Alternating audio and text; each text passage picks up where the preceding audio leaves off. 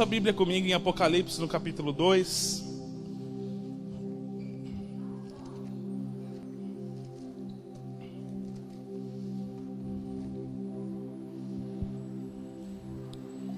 Apocalipse, capítulo 2, verso 18.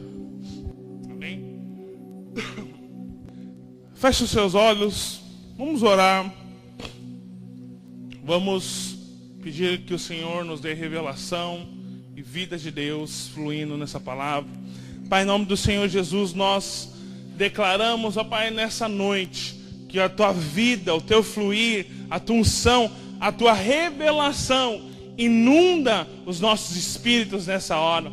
E os nossos olhos são abertos para nós vermos, ó Pai, a luz da palavra. Muda o nosso coração, transforma a nossa fé, quebra toda mentira, toda fortaleza na nossa mente, para que nós possamos cada vez mais, Pai Senhor, estarmos afiados, alinhados com as verdades do Teu Evangelho. Em nome do Senhor Jesus, amém. Amém? Amém, irmãos? Nós estamos iniciando o jejum hoje, mas nós vamos pregar, como são 3 temas, nós vamos ter 3 pregações dentro de cada um desses temas. E vagou um domingo, né, que foi hoje. E nós vamos encerrar hoje o estudo que nós começamos a fazer a respeito de Apocalipse. Amém? A respeito das 7 igrejas e o glorioso. Amém? Os irmãos lembram? Nós demos uma pausa aí, acho que nós tivemos uns 2 domingos depois aí ministrando sobre outros assuntos devido à agenda da igreja, mas eu já havia informado os irmãos sobre isso. Nós vamos continuar ministrando, né, dentro desse tema, amém? E por que nós sentimos tão importante a necessidade de ministrarmos a respeito desse assunto? É porque essas cartas são proféticas para nós, porque elas dizem respeito ao momento que nós vivemos como igreja, no mundo, de forma profética. E essas cartas foram escritas por Cristo, amém? Pelo glorioso. Lembra que nós falamos lá da glorificação de Cristo, né? Que Ele veio como Filho do Homem, se tornou o Cristo, né? Que é o penhor, né, do nosso Evangelho, e foi glorificado, se tornou aquele que é glorioso, tem os olhos como chama de fogo, né? Da sua boca sai uma espada afiada, e enfim, assim nós o vemos em Apocalipse. E essas cartas que nós vemos são as cartas às 7 igrejas, e são as cartas de Jesus, ou seja, é o que Jesus aprova e o que Jesus reprova dentro da igreja. Então assim, nós vemos que Jesus se apresenta, e Jesus elogia alguns pontos de algumas igrejas, e Jesus exorta alguns pontos de algumas igrejas. E através desses princípios, através desses elogios e exortações que Jesus apresenta, nós podemos concluir, nós podemos trazer para nós como nós podemos ser uma igreja aprovada. Amém? Como nós podemos ser uma igreja no padrão do glorioso. Amém? E é interessante porque quem escreve essa carta não é Paulo, não é João, não é Pedro. Quem escreve essas cartas é o próprio glorioso. Amém? Por isso nós queremos dedicar sempre um momento para relembrarmos e meditarmos a respeito dessas cartas. Amém? Nós iniciamos então na outra vez o estudo falando a respeito das 3 primeiras igrejas. Então são 7 igrejas, e nós dividimos essas 7 igrejas em 2 grupos. O primeiro grupo são as 3 primeiras igrejas. Por que nós dividimos assim? Porque as 3 primeiras igrejas são as igrejas do início. São perfis de igrejas que não aparecem nos dias de hoje. Por que nós concluímos isso? Porque Jesus não faz menção da sua volta a essa igreja. Então nós vamos ler os textos aqui das outras 4 igrejas. Você vai ver que Jesus sempre faz menção da sua volta, sempre faz menção da sua vinda. Ou seja, essas igrejas estão aqui, essas igrejas existem ainda hoje, esses perfis de igreja. Mas as 3 primeiras, Jesus não faz menção da sua volta. Ou seja, são as igrejas mais antigas. Então nós falamos sobre Éfeso, né? Falamos sobre Esmirna e falamos sobre Pérgamo. Amém? Os irmãos lembram? E eu creio que o ponto que nós mais procuramos enfatizar, né, que a igreja ela começou bem em Éfeso, porque lembra também que nós falamos que as igrejas elas apontam características históricas da igreja. Então Éfeso é a igreja do início, Esmirna é a igreja perseguida e Pérgamo é a igreja que se fundiu com o Império Romano. Amém? Os irmãos estão bem de história? Estudaram bastante história? Eu te falar isso aqui para você é grego. Eu acho que os irmãos sabem minimamente um pouco a respeito disso, né? Mas Éfeso é a igreja primitiva, a primeira igreja dos apóstolos. Esmirna é a igreja que se tornou perseguida pelo Império Romano, onde muitas pessoas morreram, inclusive no Coliseu, em Roma. Os cristãos morriam, eram mortos às dezenas, mas mesmo assim o evangelho permaneceu. Amém? Só que aí o diabo mudou a sua estratégia. E aí a igreja se uniu com o Império Romano. E essa união, talvez para quem fosse natural, era uma coisa maravilhosa, né?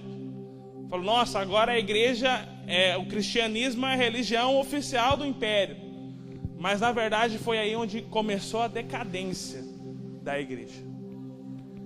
Porque a essência do evangelho foi se perdendo pouco a pouco. Amém? E nós encerramos ali na igreja de Pérgamo. Eu acho que são os 2 princípios que norteiam mais para nós, e no qual nós queremos nos aprofundar mais aqui. Em Pérgamo, Jesus exorta 2 pontos específicos.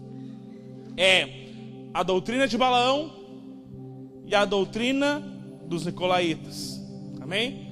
Lembra que eu falei para você que para nós entendermos esses pontos, nós precisamos estudar esses símbolos? Amém? Os irmãos lembram disso? Então nós falamos o que é a doutrina de Balaão. Quem foi Balaão? Balaão foi aquele profeta que era profeta de Deus, que era do povo de Israel, mas ele foi comprado para profetizar contra Israel.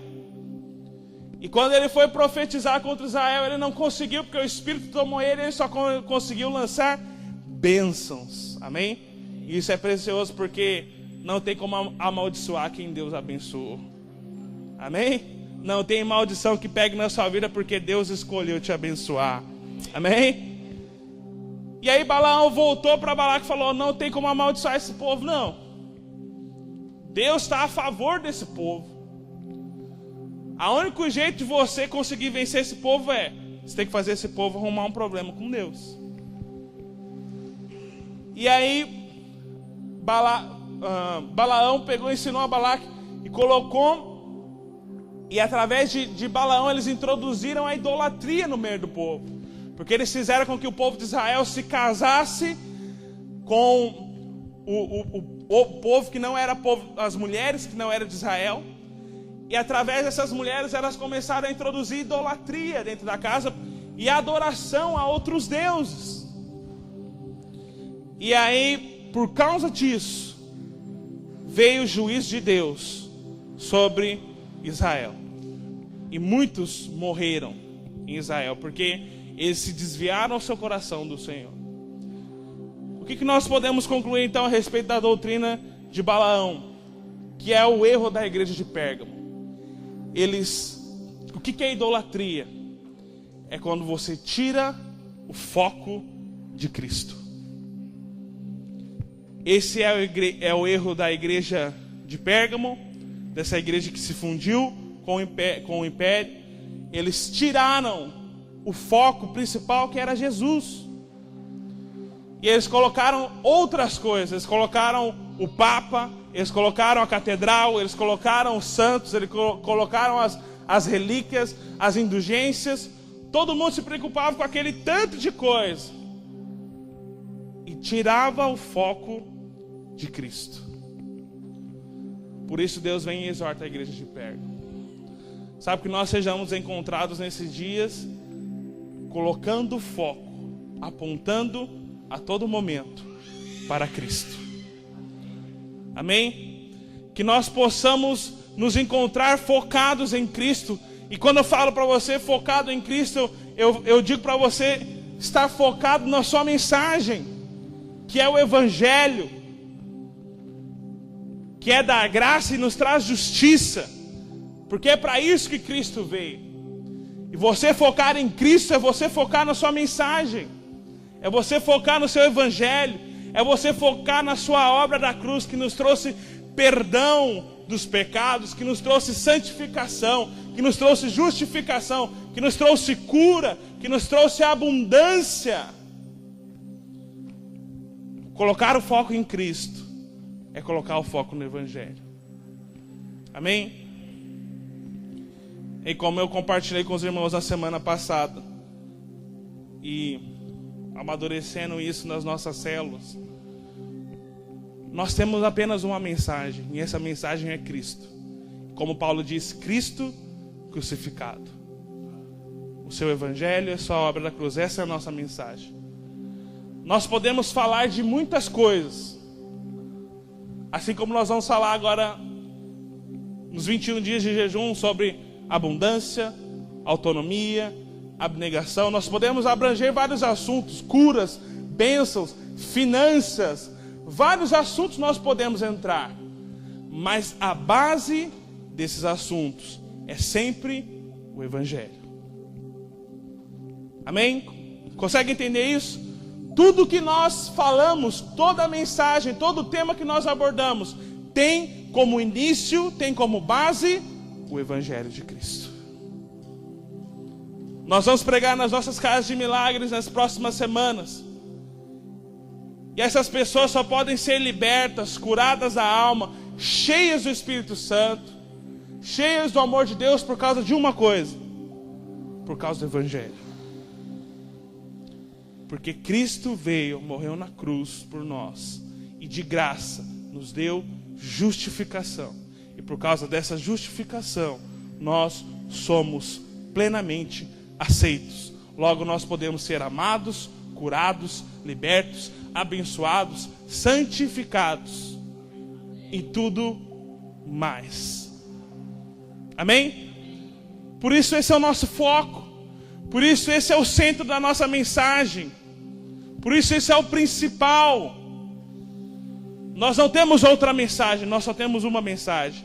Essa mensagem é Cristo e Ele crucificado, e nos deu o seu Evangelho, que é da graça e nos traz justiça de graça. Amém? E outro erro que nós vemos na igreja de Pérgamo, onde nós nos detemos e onde nós queremos nos fixar, é a doutrina dos nicolaítas. E olhando esse símbolo, nós não vemos essa palavra na Bíblia. Não existe o personagem Nicolau. Então nós temos que estudar a palavra em si. E nicolaítas, Nicolaus, significa dominadores do povo. O problema da igreja de Pérgamo é que, por causa de tirar o foco de Cristo, eles desenvolveram outra cultura. Eles dominavam sobre o povo. E você sabe que naquela época existia duas classes. Existia o clero, existia a plebe, que era o povo, e existiam os nobres. São três classes, mas na verdade as classes mais altas eram o clero e os nobres. O clero era aqueles que faziam parte da igreja. Eram os sacerdotes, eram os padres, eram os papas. E eles dominavam e subjugavam sobre o povo. E eles torciam a palavra conforme eles queriam, criavam regras, criavam vários ensinamentos que não iam de acordo com a palavra. E o povo aceitava, o povo permitia essa dominação sobre eles.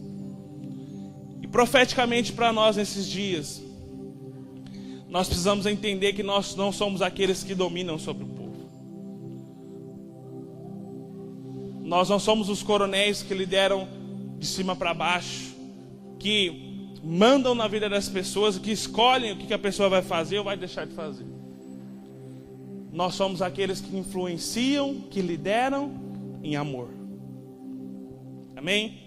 Nós somos aqueles que influenciam, que inspiram os irmãos a servir a Deus, inspiram os irmãos a seguir o Espírito, que lideram os irmãos em amor. Amém? Que nós não sejamos encontrados nesses dias entre aqueles que são dominadores do povo. Amém? Glória a Deus. Então esses foram temas que nós nos detemos mais. E eu quero entrar agora nas outras igrejas. Nós vamos nos aprofundar mais nessa visão. Amém? Então vamos falar sobre a igreja de Tiatira. Capítulo 2, o versículo 18.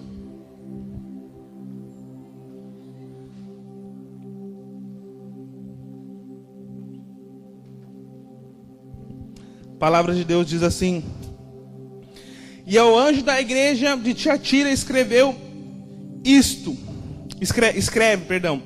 isto diz o Filho de Deus, que tem os olhos como chama de fogo e os pés semelhantes a latão reluzente. Eu conheço as tuas obras, e o teu amor, e o teu serviço, e a tua fé, e a tua paciência, e que as tuas últimas obras são mais do que as primeiras. Mas tenho contra ti, o toleraste que Jezabel, mulher que se diz profetiza, ensine e engane os meus servos, para que se prostituam e comam dos sacrifícios da idolatria. Eu dei-lhe tempo para que se arrependesse da sua prostituição, e não se arrependeu.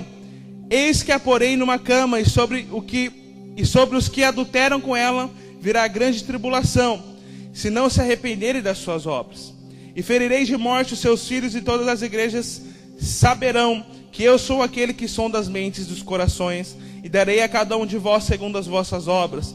Mas eu vos digo a vós e ao restante dos que estão em Tiatira, a todos quantos não têm essa doutrina e não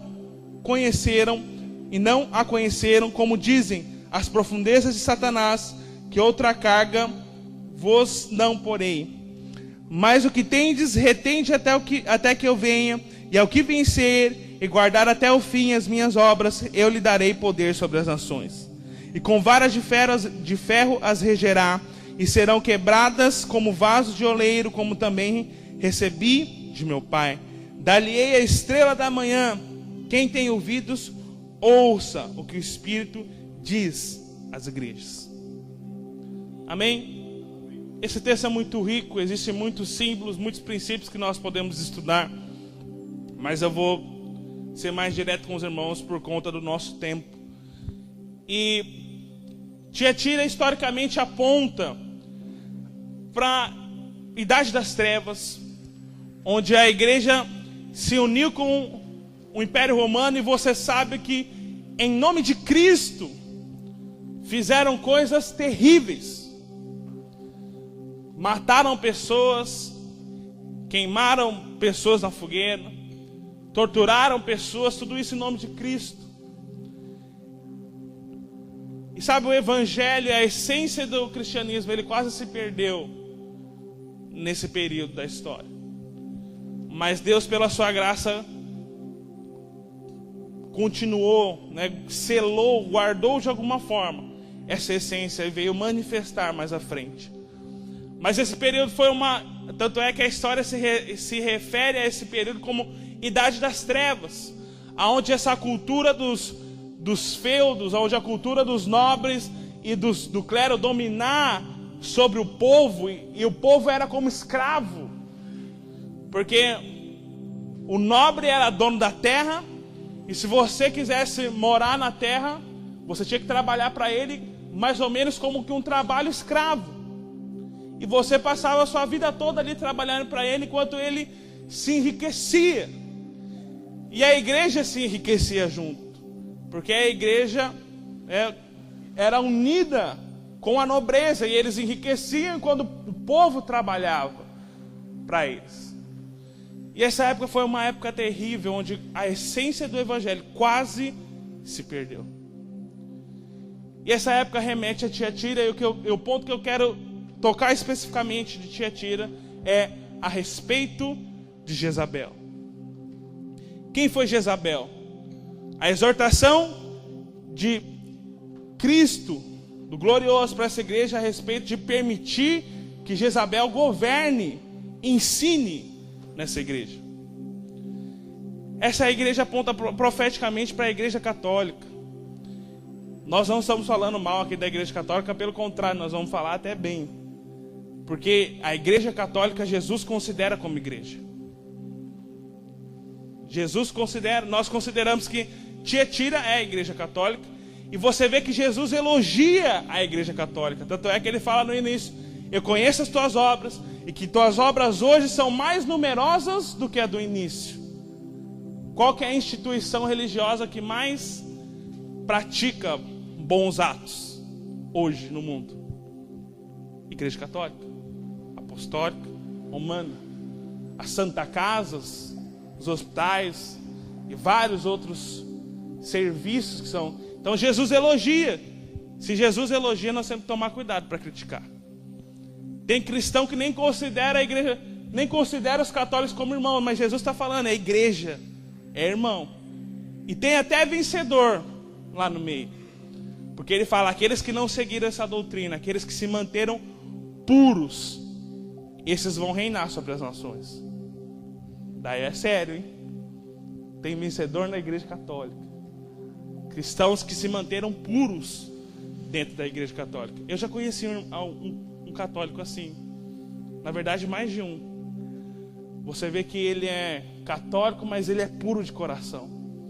Ele não permitiu se contaminar o seu coração com a idolatria. Ele reconhece Jesus como um exemplo. Acho que um exemplo muito claro para nós é o padre Fábio de Mello. Os irmãos já ouviram ele? Ele até tem mais clareza até que muito pastor ao falar. E ele até sumiu um pouquinho, porque ele se levantou frontalmente contra a igreja, falando a respeito de Maria. E aí o pessoal pegou e deu uma podadinha nele. Mas o que ele falou é correto, porque ele falou, Jesus é maior que Maria. Jesus é superior a Maria. Tem uma pregação dele que ele fala isso, depois você pode ver lá no YouTube. E ele foi até meio que podado por conta disso. Mas eu creio que ele é um exemplo de alguém que manteve a sua fé pura, mesmo dentro de uma igreja que tem tantos pontos negativos.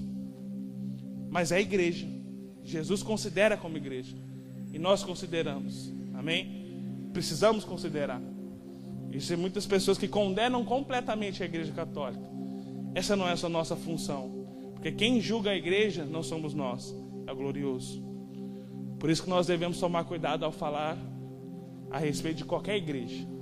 Amém? Mas a doutrina que foi permitida era a doutrina de Jezabel. E quem foi Jezabel? Jezabel foi uma das rainhas de Israel. Ela não era do povo de Israel, ela era de outro povo. E ela foi esposa de um dos reis de Israel quando o reino se dividiu. E por ela ser de outro povo, e ela era sacerdotisa e profetisa de outros deuses, ela instituiu dentro de Israel a idolatria novamente. Isso acontece simultaneamente com a história de Elias.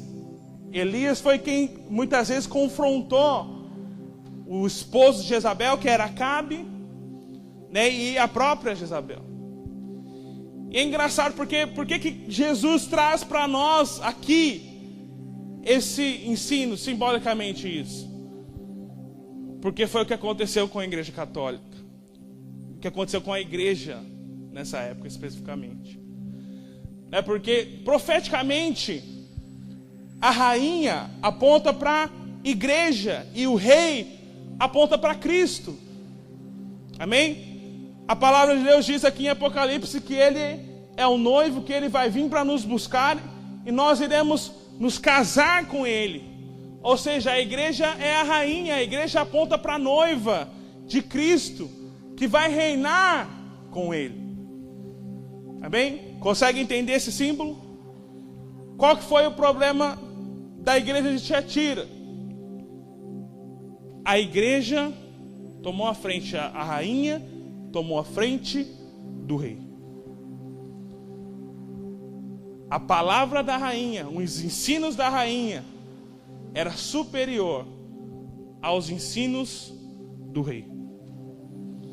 Como eu te falei, a rainha aponta para a igreja e o rei aponta para Cristo. E tanto é que você vê isso muito vivo. O pastor José Carlos compartilhou conosco recentemente um vídeo de um padre falando de nós, falando mal dos cristãos. E ele fala nesse vídeo, eu já vi algumas partes, mas todo mundo sabe que a igreja católica, a palavra da igreja, a palavra do Papa e do Padre é superior ao que está escrito na palavra. É verdade ou não é?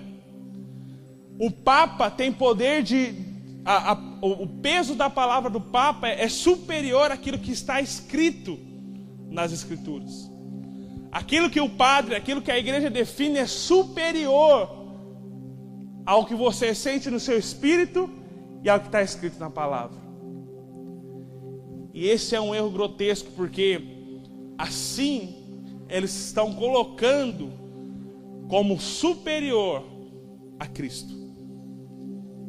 E essa é a crítica que o padre faz no vídeo. Ele fala: esses cristãos são arrogantes, porque eles não querem ouvir a igreja, eles não querem ouvir aquilo que o Papa diz, eles querem buscar eles mesmos na palavra, aquilo que a palavra diz. O que nós consideramos humildade, eles consideram arrogância. E para eles isso é arrogância, que nós sejamos arrogantes, para os católicos. Porque nós precisamos buscar no nosso espírito e no nosso relacionamento com Deus confirmação daquilo que está na palavra. E a palavra é superior a qualquer ensino, a qualquer instituição, a qualquer conselho. Tudo que está fora da palavra deve ser julgado e rejeitado. Amém? E você vê muitas coisas fora da palavra, dentro desse contexto da igreja, mas eles julgam que é superior, eles julgam que aquilo que eles falam tem mais peso do que a palavra de Deus e aquilo que você reconhece no seu espírito. Isso é um erro muito grande, porque é a igreja ofuscando, a igreja na posição de rainha, ofuscando e governando no lugar de Cristo. Esse é um problema. E Jesus exorta essa igreja por isso. E aí eles instituem várias coisas que vão contra a palavra. O ensino da idolatria, a adoração a santos, a santidade das catedrais, a adoração aos santos. Quando a palavra é frontalmente contra isso. E as pessoas ceguamente obedecem aquilo que eles falam por si mesmos, mas vai contra a palavra. Nós não podemos aceitar nada daquilo que está fora da palavra. Amém? Nós não podemos aceitar fora daquilo que corrompe a nossa consciência, corrompe o nosso entendimento e aquilo que o Espírito Santo fala dentro de nós. Esse foi um erro dessa igreja. Tanto é que Cristo se apresenta para ela como Filho de Deus. Jesus se apresenta: eu sou o Filho de Deus. Jezabel aqui está querendo se colocar como superior, você está querendo colocar ídolos para serem adorados. Mas eu estou falando para vocês: eu sou o Filho de Deus. Eu sou aquele que é o único que é digno de ser adorado, o único que é digno de ser focado e centralizado. Sabe, isso é um erro. Só que trazendo profeticamente para nós, para o nosso contexto, nós devemos nos guardar de toda Toda vez que nós permitimos criarmos ídolos no nosso coração. Toda vez que nós queremos agir com posição de autoridade, assim como Jezabel, sobre a vida dos irmãos. Como isso? Toda vez que nós queremos liderar, direcionar a vida dos nossos liderados e não ensinar eles a ouvir a Cristo, não ensinar eles a ouvir a palavra, a estudar a palavra e seguir os seus ensinos. Esse é um erro, infelizmente, não só da Igreja Católica, mas de muitas igrejas e muito cristianismo, onde você faz discípulos para si e não para Cristo. Eu não estou aqui para fazer discípulos para mim, eu estou aqui para fazer discípulos para Cristo, discípulos para o Evangelho. Por isso, o nosso objetivo dentro das nossas células, dentro do nosso discipulado, é ensinar os nossos irmãos a estudar a palavra, a sentir, a reconhecer o seu Espírito, ouvir a voz de Deus no seu Espírito e seguir o seu Espírito. Não que tudo que ele vai fazer, ele para mim fala: ô pastor, eu quero casar com fulano, o que você acha? É de Deus ou não é? Tem pastor que adora isso. Fala: irmãos, vou orar aqui, acho que esse negócio não é de Deus não, hein? Acho que de Deus é você casar com a ciclana. Você tem que casar com a ciclana, viu? Casa com a ciclana. Pastor, eu tô com dinheiro aqui para investir, o que você acha? Eu compro um carro ou compro uma casa? Vou orar aqui. Rabachaias. Acho que você tem que comprar o carro. Muitas pessoas cultivam essa cultura de querer se colocar na posição de guru espiritual das pessoas. Sabe, nós não podemos cultivar essa cultura. Nós temos que ensinar os nossos irmãos a ser autônomos. Entrando no nosso tema do jejum, ensinar os nossos irmãos a seguir os passos de Cristo. E não simplesmente os nossos passos. Nós apenas somos o modelo. Nós apenas somos o referencial. Mas quando eles vêm a nós, nós não apontamos para nós mesmos, nós apontamos para Cristo. Tanto é que Paulo fala em Coríntios: sede meus imitadores como eu sou de Cristo. Sabe, nós não estamos aqui para fazer discípulos para nós mesmos, nós estamos aqui para fazer discípulos de Cristo. O seu líder, o seu pastor, o irmão que está sobre a sua vida, ele não está aqui para ser o seu guru espiritual, dominar a sua vida e definir aquilo que você vai fazer ou não. Ele está aqui para ele te ensinar a ouvir a Deus, reconhecer a voz de Deus e seguir essa voz, conferir nas Escrituras, conferir na palavra, a verdade da palavra, o que a palavra de Deus diz a respeito disso, e seguir o que está escrito. É para isso que nós somos líderes, é para isso que existe o discipulado. Muitos fazem discípulo para si, para servir o seu propósito, para servir o seu sonho. Ou seja, eu tenho uma equipe, eu tenho os irmãos da minha célula, eles estão aqui para servir o meu propósito, para servir o meu sonho.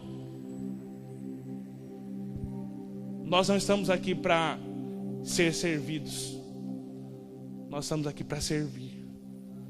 Jesus nos ensinou o modelo. Jesus nos ensinou: eu não vim para ser servido, mas eu vim para servir. E aquele que quiser ser o maior dentre nós, que seja o servo. Sabe, nós estamos aqui, o seu pastor, os líderes dessa obra estão aqui para servir você, ensinar você a ser um discípulo de Cristo. Amém? Não aceite dominação sobre a sua vida. Não seja dos dominadores. Não seja da rainha que ofusca o rei. Insere os seus ensinos e os seus preceitos. Amém? Que nós sejamos aqueles que apontam para Jesus. Daqueles que fazem discípulos para Cristo e não para si mesmo. Amém? Seguimos então. Eu não vou ler, com os irmãos, nós já estamos adiantados, né? Mas a segunda igreja que nós vemos é a igreja de Sardes. Não vou ler com os irmãos, mas eu vou me deter apenas no princípio. E a exortação que Cristo traz para a igreja de Sardes é a primeira: você está morto, você tem nome de que vive, mas está morto, e as suas obras não têm sido encontradas inteiras, completas, íntegras. A igreja de Sardes aponta profeticamente para a igreja reformada, a igreja que teve início na reforma com Lutero, onde a mensagem foi reformada. A palavra do evangelho da graça, o dom da justiça, que foi o tema central de Lutero, trouxe transformação naquele meio. Só que existia um problema. A palavra era boa, a mensagem era boa, mas a estrutura ainda era decaída, religiosa e fraca. Se você olhar para as igrejas que apontam, né, as igrejas reformadas, as primeiras igrejas luteranas, tem muitas aqui em Novo Hamburgo por causa da nossa cultura alemã, e não só para a luterana, mas tem várias outras denominações que fazem parte da reforma, a igreja anglicana da Inglaterra. Você olha e uma coisa é notável, você vê que a mensagem é boa, mas a estrutura não tem muita diferença da sua igreja anterior, que é Tiatira. Então você vê que existe muita semelhança, a estrutura é semelhante à igreja católica, é muito parecido, os prédios são parecidos, o culto é parecido, é tudo muito próximo. E Jesus exorta essa igreja e fala: você tem nome de que vive, mas está morto, e suas obras não foram completas, você precisa completar a sua obra. Sabe o que é completar a obra? É ter não só uma mensagem nova, mas ter também uma estrutura que é nova e é renovada. Jesus cita um exemplo mais ou menos como isso e diz que o vinho novo precisa ser colocado em odres novos, porque se você colocar o novo em odre velho, ele vai fermentar e vai romper, e vai se perder o odre e vai se perder o vinho. Ou seja, Jesus falou: não tem como você pegar o vinho novo, não tem como você pegar a mensagem do evangelho e colocar numa estrutura que é caída, que é fraca, que é defasada, que não vai suportar essa mensagem. Por isso nós precisamos estar atentos nesse tempo, saber que a nossa estrutura está em constante mudança, e nós constantemente somos transformados e renovamos o nosso odre, untamos o nosso odre, para que nós não perdamos o vinho que o Senhor nos deu. Consegue entender essa simbologia? A nossa igreja está em constante mudança. Como eu já preguei recentemente para os irmãos na capacitação dos cristãos relevantes, a tendência que nós temos é de muitas vezes tornarmos a estrutura sagrada, pegarmos todo um modelo e sacralizar esse modelo. Pegamos um modelo de encontro, exemplo, o encontro tem que ser assim, assim, assim, assado. Os irmãos mais antigos lembram, né? Na hora da cruz você tem que abrir os braços e ficar com os bracinhos abertos enquanto você está assistindo o vídeo. Você não pode abaixar. Tem que ser assim no encontro. Ai de você se você abaixar o braço. Só um exemplo, os irmãos aí mais antigos sabem disso, né? E todo encontro é assim, é tudo mesmo jeitinho, tudo mesmo, acontece tudo daquele jeito, é sagrado. E ai de você se você quiser mudar. Você vai ter tido como herege. Isso é uma heresia. Como é que você quer mudar a estrutura do encontro? É desse jeito, tem que ser assim, não pode mudar. Erro de Sardes. Sacralizarmos aquilo que não é sagrado. Hoje nós nos reunimos em célula. Essa é a nossa estrutura. Deus sabe qual que vai ser a nossa estrutura amanhã. Muitos conceitos nossos têm mudado, graças a Deus. Porque nós temos entendido que nós não estamos aqui para sermos uma igreja de líderes de células e pastores e discipuladores, e anfitriões e líderes de treinamento. Nós não estamos aqui para ser uma igreja só disso. Nós estamos aqui para ser uma igreja de pastores, líderes de células, empresários, jogadores de futebol, professores, empreendedores, universitários. Porque nós sabemos que a mensagem de Cristo pode ser levada por cada uma dessas pessoas. Nós não podemos sacralizar uma estrutura e prender a mensagem dentro dessa estrutura. Por isso você tem liberdade de seguir os seus sonhos, seguir os seus alvos profissionais, desde que você carregue essa mensagem, esse vinho novo aonde você for. Amém?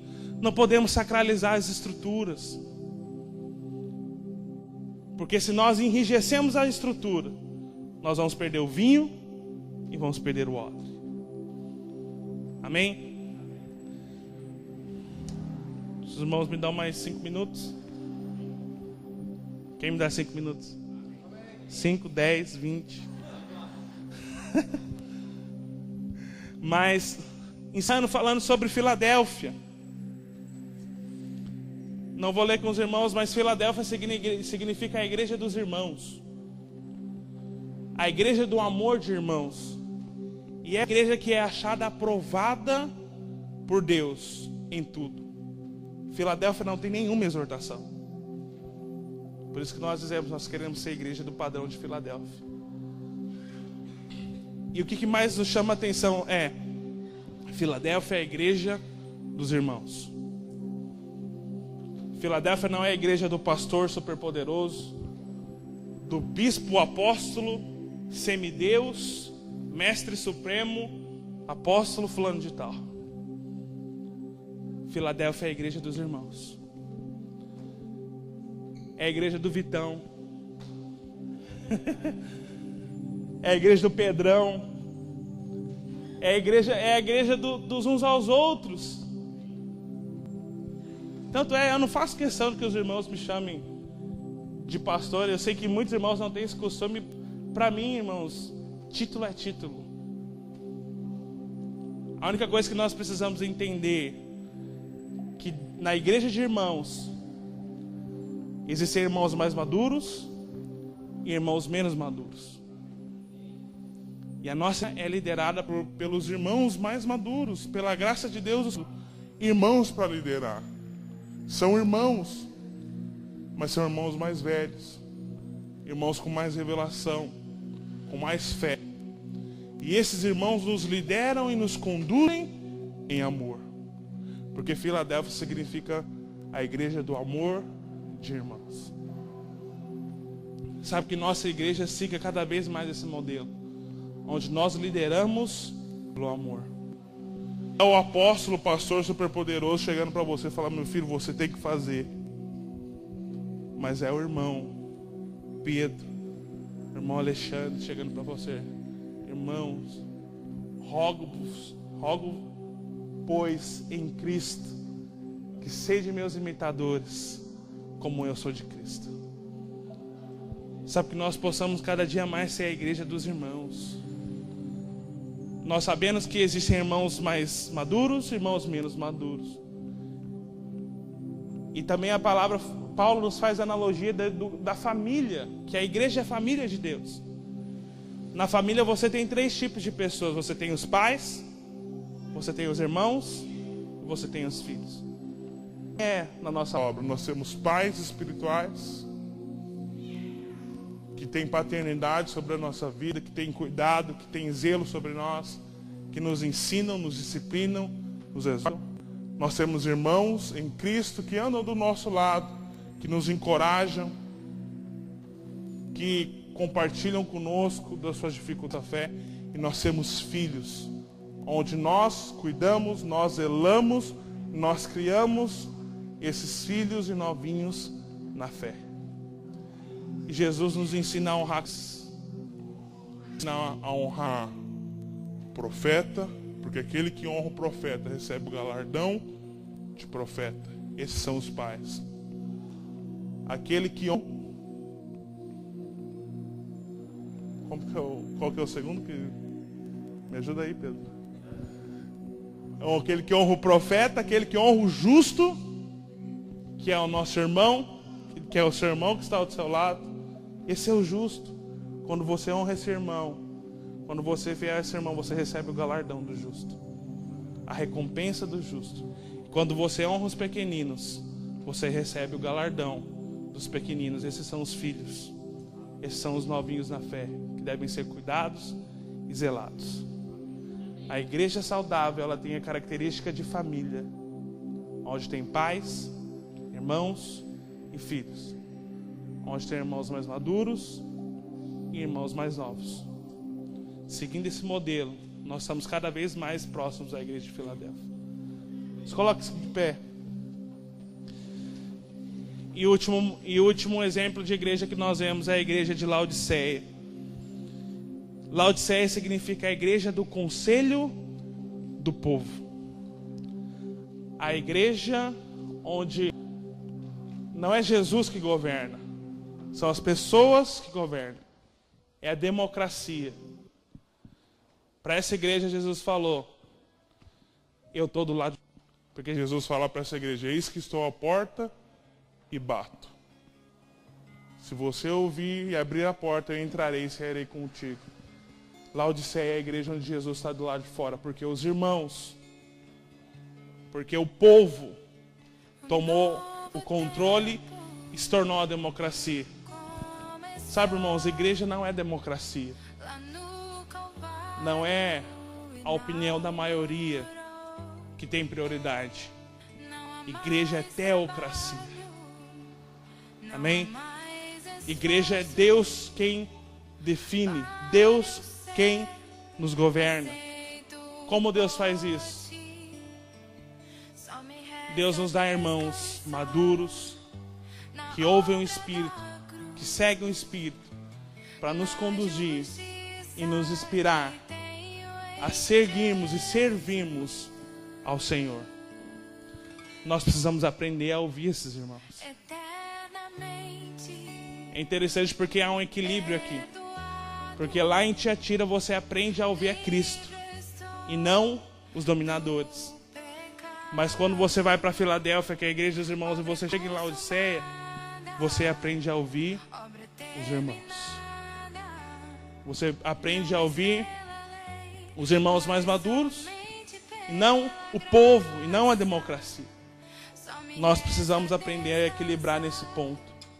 Sabemos que nós ouvimos de Cristo, nós temos as nossas experiências, mas nós temos irmãos maduros também que nos conduzem no Senhor, que falam na nossa vida, né? Que são boca de Deus, que diante do conselho e dentro da palavra, porque tudo que está fora da palavra está errado. E se algum dia eu ou algum dos irmãos em alguma das suas células pregar algo para você que está fora da palavra, esse deve ser repreendido e rejeitado. Porque o nosso princípio é a palavra, e mais especificamente o Evangelho. Amém? Mas ao ponto que nós aprendemos a ouvir a Cristo e seguir os seus passos, nós também aprendemos a ouvir os irmãos maduros e checar as nossas impressões, checar aquilo que Deus fala na nossa vida. Por isso que nós temos irmãos que podem nos direcionar, que podem nos levar para Deus, que podem perceber coisas na sua vida. Fala, irmão, isso aqui que na sua vida não está de acordo com a palavra. Talvez você já teve essa experiência, se não teve, você vai ter. Mas quando esse irmão chega para você, esse irmão é boca de Deus para você, ajustando para que você possa seguir a Cristo em amor. Esse irmão vai chegar para você e falar: irmão, isso aqui na sua vida não está de acordo com a palavra. Muda isso. Segue a Cristo. Isso aqui está errado. Esse ponto está fora, está destoando. Segue a palavra. Segue a Cristo. Sede meus imitadores como eu sou de Cristo. Amém? Nós ouvimos a Cristo, nós seguimos a Cristo, mas nós também reconhecemos o seu corpo. Nós reconhecemos que a igreja é governada por irmãos maduros, né, onde há autonomia e onde há amor nos nossos relacionamentos. Onde não lideramos por poder e por governo, mas nós lideramos e influenciamos pelo amor. Amém? Feche seus olhos, levante as suas mãos, vamos orar. Vamos agradecer por essa revelação e que nesses dias de jejum o Senhor possa amadurecer essas palavras nos nossos corações. Pai, em nome do Senhor Jesus, nós declaramos, Pai, nessa noite, que o nosso coração é amadurecido nessa palavra, nosso coração é edificado nessas verdades. Pai, em nome de Jesus, nós louvamos ao Senhor, Pai, que nós possamos seguir o modelo de Filadélfia, que nós possamos cada dia mais ser a igreja de irmãos que liderem amor, que influenciem amor, que seguem, Pai, os irmãos maduros em Cristo, onde há amor, onde há convívio, onde não há dominação, onde não há gurus espirituais, onde não há igreja, não há rainha acima do rei, e que nós possamos ser encontrados nesse dia, apontando para Cristo, apontando para o Evangelho, apontando para o Cordeiro, sendo imitadores de Cristo nesses dias, formando discípulos para Cristo. Nós declaramos, ó Pai, que o Senhor encha-nos nesse dia com a palavra da autonomia, da abundância e da abnegação, que nós possamos, dentro do Evangelho, ser tomados e cheios dessa palavra, em nome do Senhor Jesus. Amém, amém, aleluia, amém, irmão. Deus te abençoe, vá com Deus, dê um abraço ao irmão que está do seu lado, acompanhe as nossas redes sociais, Videira em Hamburgo, Videira Novo Hamburgo. No WhatsApp nós vamos estar compartilhando todo o material do jejum. Esteja orando conosco, amém? Deus te abençoe.